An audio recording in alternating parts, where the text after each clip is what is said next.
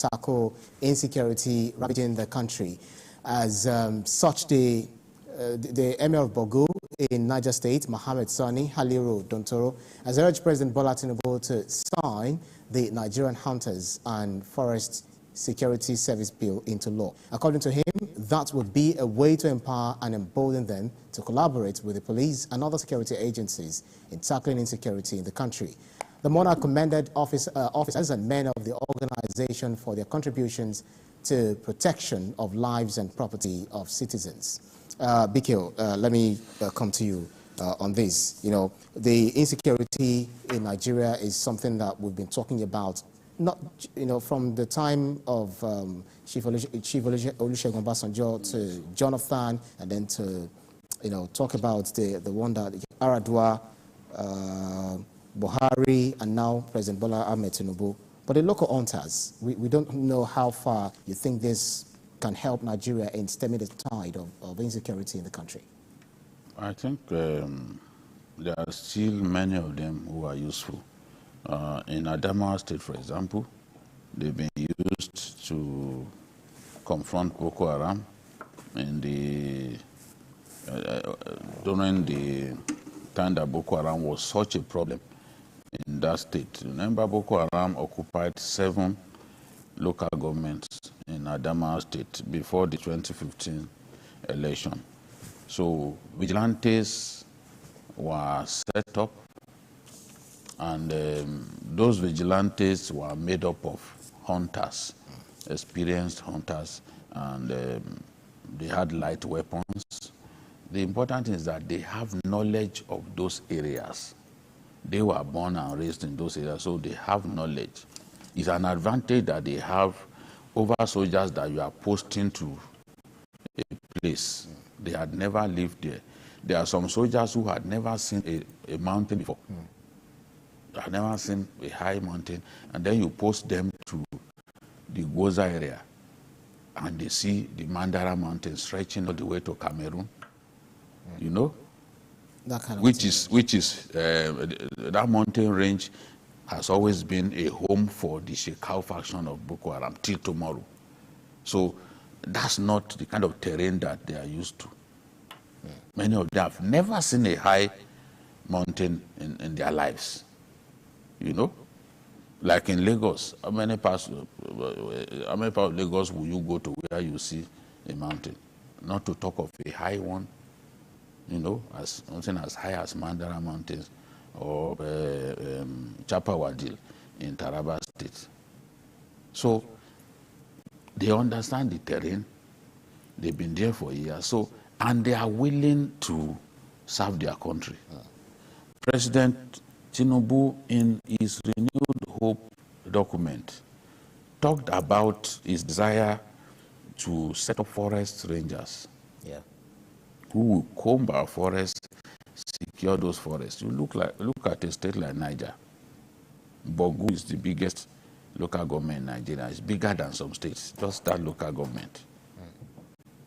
You know, more than 10,000 square kilometers. So, and there are forests here and there that these boys continue to use, to operate, to keep their victims, kidnapped victims and the rest. We can't continue to keep those forests the way they are, leave them in the hands of these boys. When you go to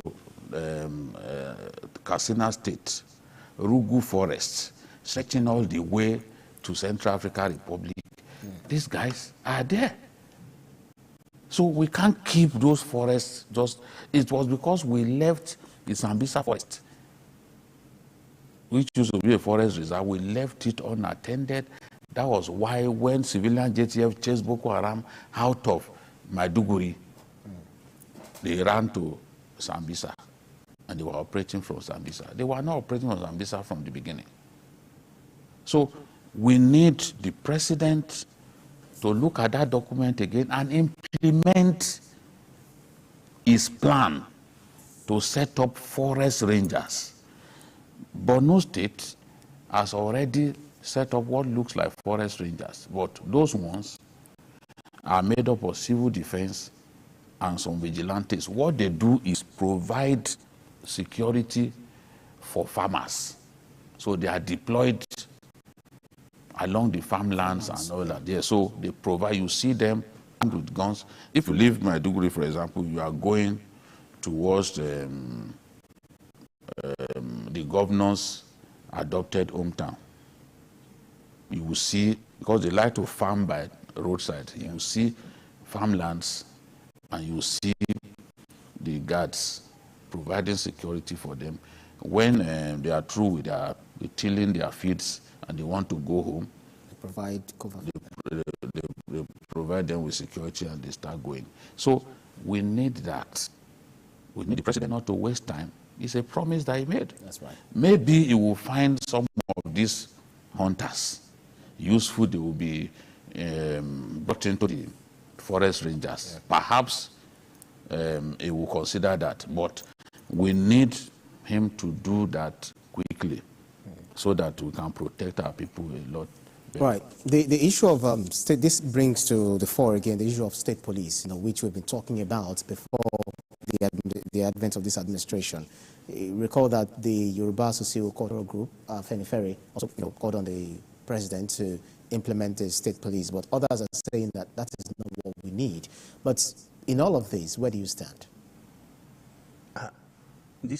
It will be disastrous for the legacy of this president if he completes his term without, actualizing state police, because Nigeria will never, enjoy peace unless we have that. We're so clear, we don't need to discuss it anymore. If there's anyone who is in doubt whether we still need state police, maybe. I see them as enemies of peace, of Nigeria. We need state police. We are not the only one country in the world. And why can't we embrace global best practices? So there's no way, no matter how good intentions, how well funded, name it, any police forces, you sit it there, an IG will sit down in Abuja and he will be able to police 774 local governments in Nigeria. A massive country like Nigeria, it's a miracle. It cannot happen. So, and we don't need to discuss any further, because we've seen the worst of what is possible. Now we need to just, because some people they are afraid, some people we abuse. Everything can be abused. People use them for everything can be abused, reason, either at the federal level, local level, anywhere. But what of the benefits? We make sure we provide mechanisms to take care of potential abuses. You get what I'm saying? But Nigeria needs state police. There is no other. Oh, don't you see what's happening all over the place? It seems an insult on the Yoruba traditional, system. Yeah. You go to Oba's palace, kidnap them, kill Oba, and took his wife away. Yeah. I do. If you tell me, I say no, it's impossible. And sometimes, now I say, oh, what manner of people get into that kind of exalted positions? So anyhow, people, no, it's not possible. But it's happening now. So what we believe will never happen can never happen. They're happening now. And when you go to a community and you kill their Oba, what do you expect ordinary folks in the community to think? What happens to them? But when you have, state police from that kingdom where that Oba is killed, you will have policemen who were born and brought up there who will be policing that. So if there is any miscreant that, sways into that kingdom, they will know. And they will not be doing it just because they want to receive their pay. They will be doing it because they have that abiding patriotism. That this is our land. That's right. You get what I'm saying? Yeah. They will do it in Yoruba land. They will do it in the northern Nigeria. They will do it in Igbo land. They will do it in every part of Nigeria. But there is no way somebody from Boronu will go to a village in Osun and he will be able to do it very well. Or somebody from Ekiti will be policing Sokoto. It's not going to be the best. Yeah, similarly, Bikio, the Emir of Borgu also called on the president. He said that the reason why traditional leaders or rulers are also being affected, while some are also being killed, is because the constitution has actually eroded their own power, their natural power that is given to them by God, even though some of them are selected by politicians, those who ever in politics. Yeah. So, but then it now said that the president should also restore this power to them using through constitutional means in order to be able to police their environment very well. Yeah. In the past, traditional rulers were responsible for the security of their domains. In fact, it was commonplace for prisons to be built near the palaces, especially in northern Nigeria. And once you are sentenced, they are sending you straight into the prison. But a lot of people felt that some of those traditional rulers got involved in politics and they persecuted people who refused to follow them in supporting some particular parties. For example, the NEPU, Northern Elements Progressive Union, was persecuted repeatedly by the NPC back then. There are still some of them alive. If you get the privilege to interview Alhaji Tanko Yakese, for example, he will tell you that he does not want state police because of the way it was abused at that time, because it amounted to state police in a way. But traditional rulers had they were very, very influential, at that time. Even the late J.S. Olawoyin will talk about how the late Sulu Gambari repressed him, got his people to march him through the streets and flogged him. We were not there at that time, but this was a story that he told. Now, I don't know how it can be done, but if you look at what Yabelo did in Kogi, if repeatedly there are security breaches in your domain, it's coming for you.